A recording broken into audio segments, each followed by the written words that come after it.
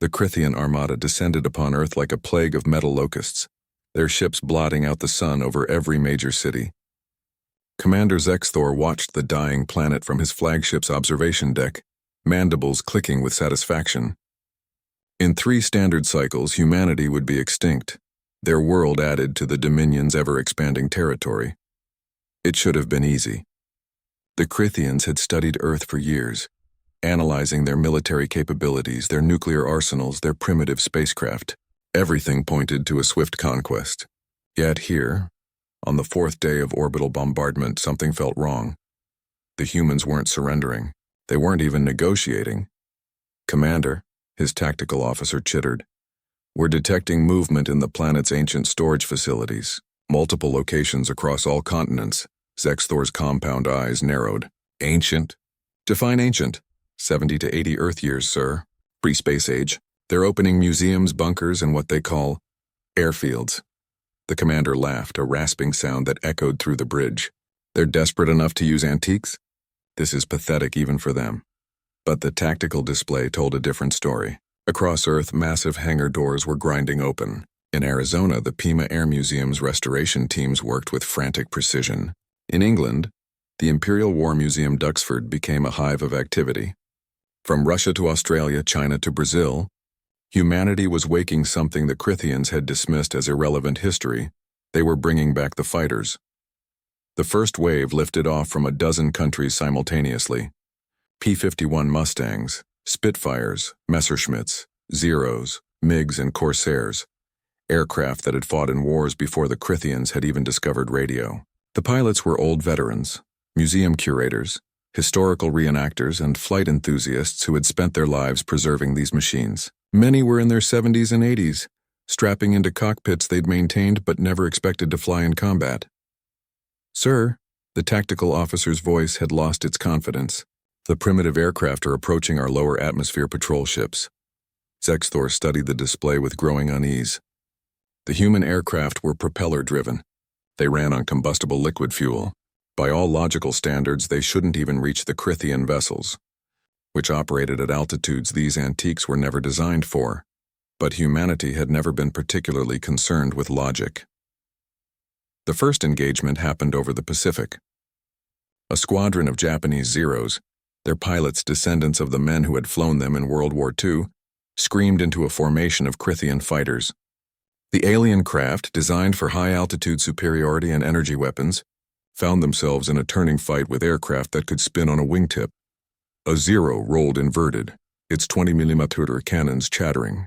The explosive rounds, crude by galactic standards, tore into a Crithian fighter's shield generator. The shields, calibrated to deflect energy weapons and high-velocity kinetic rounds, had never been tested against slow-moving projectiles propelled by chemical explosions. The Crithian ship exploded.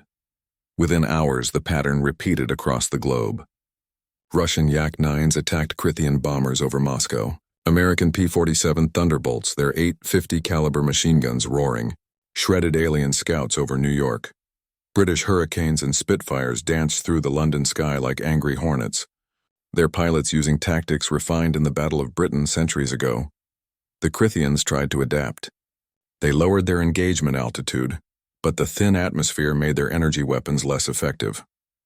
They attempted to outmaneuver the humans, but these ancient fighters were built for dogfighting in ways modern spacecraft never were. Every move, every tactic the aliens employed had been countered by these primitive aircraft in wars long before space travel. Commander Zexthor watched his fleet's casualty reports with growing horror. 17 ships destroyed, 34 damaged, all by aircraft that belonged in museums. How? He demanded. Their technology is obsolete by 8 decades. His science officer pulled up analysis data. "Commander, their shields generators are designed for modern warfare. The frequency harmonics don't recognize chemical propellants as threats. The projectiles pass through before the shields can react. And their maneuverability..." The officer paused.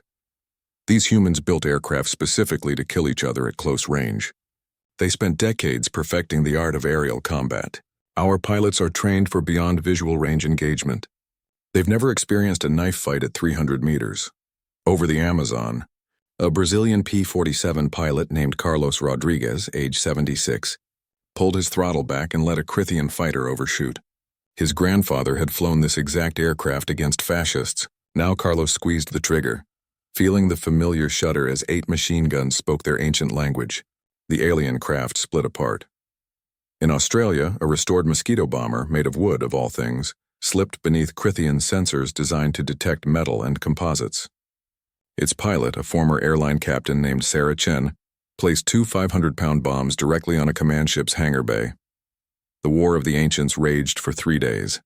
Museum pieces and vintage aircraft became humanity's salvation, flown by people who loved these machines enough to keep them flying when the world said they were obsolete. Crop dusters, stunt pilots, airshow performers, and gray-haired veterans who thought their fighting days were over, all answered the call.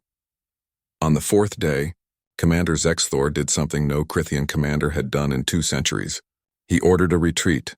As his battered armada limped away from Earth, he filed his report to the Dominion Council.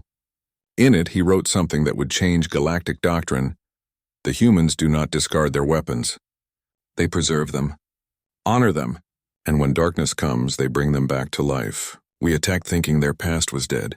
We learned that humanity's past is merely sleeping, waiting to rise again when hope seems lost. Back on Earth, as the alien ships vanished into the stars, an old Spitfire pilot named James Blackwood brought his aircraft in for landing. His hands shook on the stick, arthritis and age making every movement painful. But as his wheels touched the runway and he saw the crowds cheering, tears streaming down his face, he keyed his radio one last time. This is Blackwood, returning to base. The old girl still knows how to fight. And somewhere in museums and hangars across the world, thousands of ancient fighters sat cooling, their guns empty, their fuel tanks dry, waiting patiently for the next time humanity would need them to rise again.